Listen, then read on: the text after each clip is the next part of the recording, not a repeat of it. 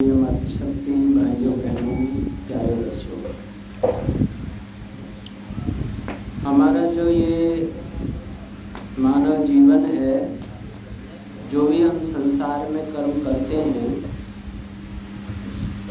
वो माता पिता की दृष्टि में, गुरुओं की दृष्टि में, या राजा की दृष्टि में, या परमात्मा की दृष्टि में कुछ कार्य हमारे ऐसे होते हैं जो हमें उनकी दृष्टि में पात्र बना देते हैं।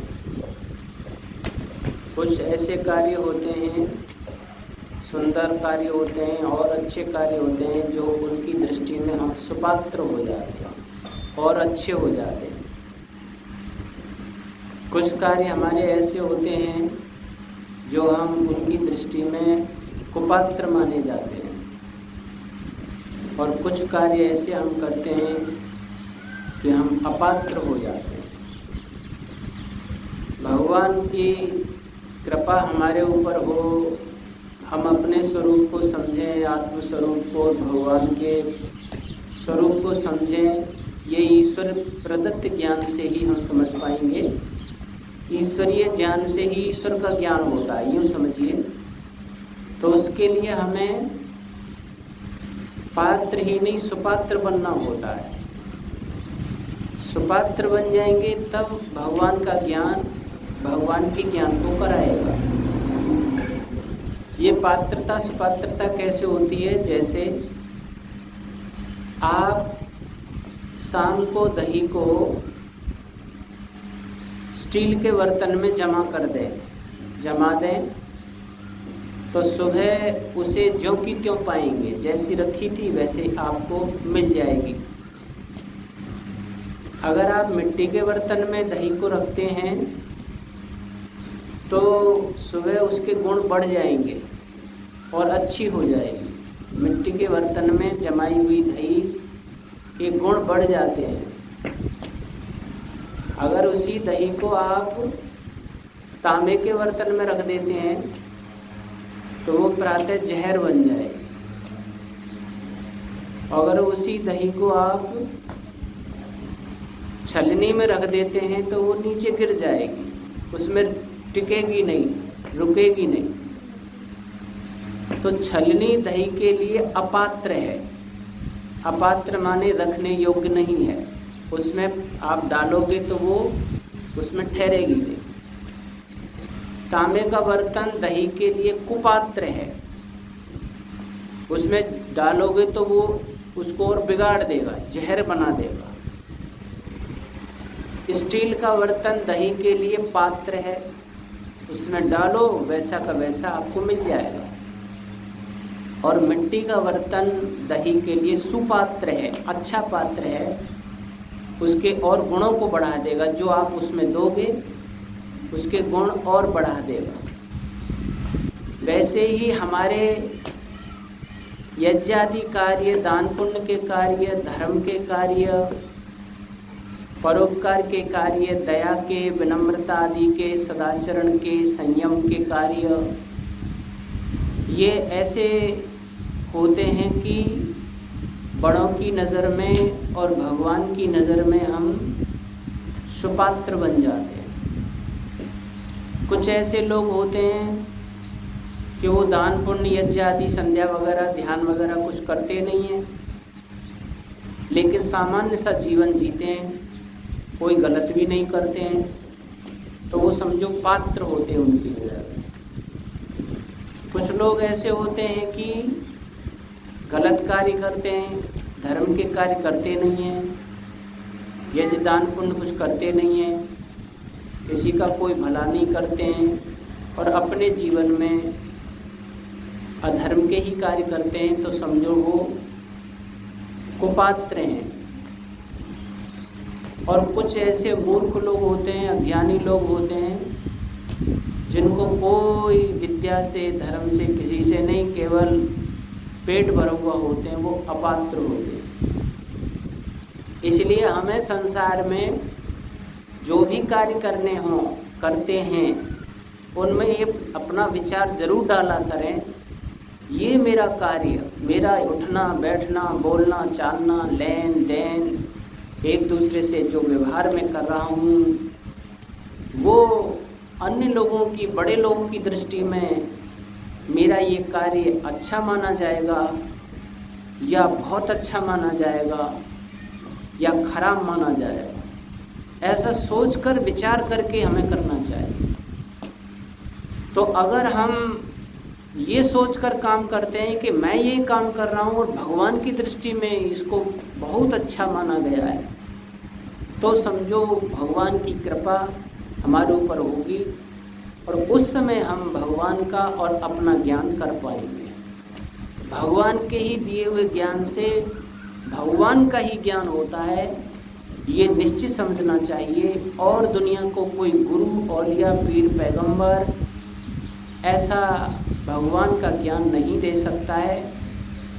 हाँ, ऋषि मुनि योगी लोग कुछ विधि बता सकते हैं, ये तरीका है, ऐसे ऐसे आप चलो, परंतु चलना हमें होता है और ज्ञान ईश्वर के दिए हुए से ईश्वर का ज्ञान होता है। तो आत्मदा, आत्मा का ज्ञान देने वाला, अपने स्वरूप का भी ज्ञान देने वाला ईश्वर ही है।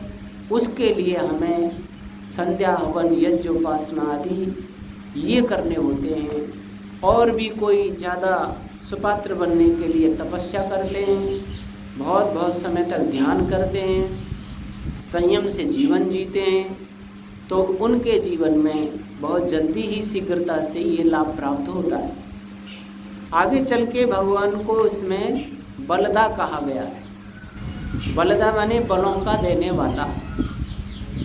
जितने भी हमारे पास बल हैं, ताकत हैं, शक्तियां हैं, वो ईश्वर प्रदत्त हैं। इसको हमें ज्ञान से देखना होता है कि ये जो कुछ मेरे पास है ये भगवान का है कि नहीं। वैसे तो ऊपर से हम कहते हैं जो कुछ भी मेरे पास है सब तेरा दिया हुआ। भजनों में भी हम गाते हैं जो कुछ भी मेरे पास है सब तेरा दिया हुआ, परंतु क्रिया में हम उसे अपना ही मानते हैं। मैंने मेहनत की है, मैंने ये सब कुछ इंतजाम किया है, मैं नहीं करता तो ये कहाँ से हो जाता, मैं मेहनत पुरुषार्थ करता हूँ तभी तो ये सब कुछ प्राप्त होता है। ऐसी हमारी भावना होती है। मैंने बच्चों को पढ़ा लिखा दिया, मैंने घर मकान बना दिए, मैंने ज़मीन जायदादें खरीद दी, मैंने ये किया, मैंने वो किया। और अगर देखा जाए मूल में तो जो कुछ हमारे पास है वो सब ईश्वर प्रदत्त है। मुख्य रूप से 4 प्रकार के बल माने जाते हैं। हमारे पास 4 प्रकार की शक्तियाँ हैं। एक तो हमें शारीरिक बल प्राप्त होता है, दूसरा हमें विद्या का बल प्राप्त होता है, तीसरा धन का बल प्राप्त होता है और एक आत्म बल भी होता है। आत्म बल ये व्यक्तिगत अपने जीवन में, वैसे तो कुटुंब का बल भी, खानदान का बल भी लोग मानते हैं, राष्ट्र का बल भी मानते हैं, लेकिन 4 बल मैं अपने व्यक्तिगत स्वयं के जीवन में मानता हूँ। अब इन चारों प्रकार के बलों के बारे में थोड़ा सा विचार करें तो ये क्या मेरे द्वारा ही कमाए हुए हैं, मुझे किसी के द्वारा मिले? तो अंत में चिंतन ये बताता है कि ये सब भगवान प्रदत्त है। बलदा, बलों का देने वाला ईश्वर ही है।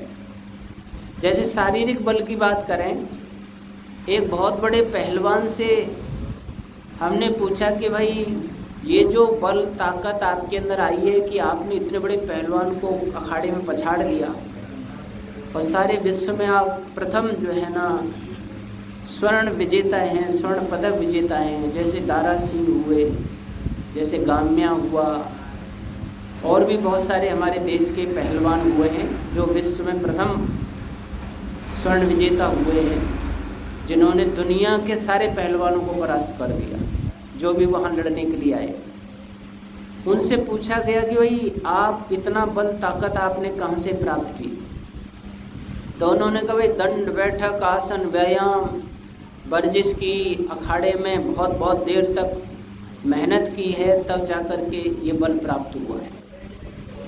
हमने कहा केवल दंड बैठक व्यायाम करने से ही प्राप्त हुआ है कि नहीं, बादाम घोट घोट के पिए, छुआरे, मुनक्का, किशमिश, दूध, घी, फल, जूस, अन्न ये सब खाया। हमने कहा कंद मूल फल अन्न मेवे बादाम छुआरे दूध घी तुम्हें ना दिया जाए और तुम कसरत करो, दंड बैठक करो, मेहनत करो, पसीना बहाओ, तो पहलवान बन जाओगे? कब? फिर तो और शरीर सूख जाएगा, बेकार हो जाएगा। जब तक बादाम छुआरे दूध घी खाने को नहीं मिलेंगे तो बल कहाँ से आएगा? इसका मतलब तो ये है कि बादाम छुआरे दूध घी से मिला है तुम्हें बल, कि हाँ वो तो है ही। तो आप चिंतन करें कि फिर बादाम छुआरे दूध घी बनाकर किसने दिए हैं? तो अंत में पता चलेगा कि जिसने बादाम बना के दिए हैं उनको खाकर हमें बल मिला है। तो बल बादाम बनाने वाले के द्वारा मिला कि हमारे द्वारा मिला? उसके द्वारा मिला जिसने ऐसे पौष्टिक पदार्थ सृष्टि में बनाकर हमें दिए। कोई ऐसा हलवाई है, कोई ऐसा कारीगर इस दुनिया में है जो इतनी बढ़िया बढ़िया मिठाइयाँ, इतने बढ़िया बढ़िया पौष्टिक पदार्थ बना के हमको दे रहा है। आप आमतौर पर ऐसे कहते सुने जाते हैं, किसी माता ने किसी को बादाम का हलवा बना के खिलाया तो आपके धन्यवाद माता जी, आपने बड़ा सुंदर बादाम का हलवा खिलाया, मैं मजबूत ताकतवर हो जाऊंगा इसे खा के। तो विद्वान कहते हैं कि एक माता और है, ज़रा उसका भी तो धन्यवाद कर दो। अगर वो जगत माता, जगत हलवाई बादाम बना के ना देता तो ये लोग की माता भी बादाम का हलवा बना के नहीं दे सकती थी। अर्थात भगवान ने ही ये सब कुछ पौष्टिक पदार्थ हमें दिए हैं, जिनको सेवन करके कुछ वर्जिश आदि करके हम बहुत बड़े बल को प्राप्त होते हैं। भगवान ने गाय भैंस के अंदर ऐसी एक मशीन लगाई है कि चारा और भूसा डालो उसमें कि उसमें से दूध और घी बन के निकलता है। दुनिया के सभी वैज्ञानिक इकट्ठे होके और यंत्र बनाएं कि भाई भूसा डालो, चारा डालो और उसमें से दूध और घी बना के निकालो। दुनिया का आज तक कोई वैज्ञानिक ऐसी मशीन नहीं बना पाया जो भगवान ने दूध और घी बनाने की मशीन गाय भैंस के अंदर लगाई। दूध और घी बनाते तो हैं लेकिन कृत्रिम बनाते हैं, नकली बनाते हैं, जो हमारे लिए घातक होता है, हमारे को और नुकसान करता है। लेकिन भगवान जैसा दूध और घी कोई नहीं बना सकता। अभी आप सृष्टि के अंदर देखेंगे कितने कितने अभी फल आम के सारी दुनिया के लोगों ने खाए। अभी ग्रीष्म काल में कितने आम भगवान ने लगा करके पेड़ों पर दे दिए हैं और जिनको खा करके लोग बलवान हुए हैं। आप कश्मीर उधर चले जाओ और अखरोट, बादाम, केसर कितनी पैदा हो रही है इसी मिट्टी में से, और उसे खा करके हम ताकतवर बनते हैं। तो शारीरिक बल जो भी हमें मिला है और मिल रहा है, उसके पीछे कोई माँ हमें बना बना कर दे रही है, खिला रही है और हम बलवान हो रहे हैं। तो शारीरिक बल का देने वाला भी ईश्वर ही है। दूसरा, हमारे पास एक विद्या का बल होता है। जैसे मैं आपके बीच में उपदेश कर रहा हूँ, तो क्या ये उपदेश में आए हुए शब्द और वाक्य मेरे हैं? मेरे नहीं हैं, मुझे किसी से मिले हैं। जैसे मैंने अपने गुरुजी से कहा, गुरुदेव आपने जो छोटे आ से लेकर जहाँ पर्यंत वेदादि शास्त्रों का ज्ञान हमें दिया है, वो ज्ञान आपका ही है? तो वो कहेंगे नहीं, मैंने तो अपने गुरु से लिया है। फिर हमने अपने गुरु के गुरुजी से पूछा, दादा गुरु से पूछा कि आपने हमारे गुरुजी को जो ज्ञान दिया वो आपका ही है? कि नहीं, मैंने तो अपने गुरु से लिया है। फिर हमने परदादा गुरुजी से पूछा, उन्होंने कहा नहीं, मैंने तो अपने गुरु से लिया था।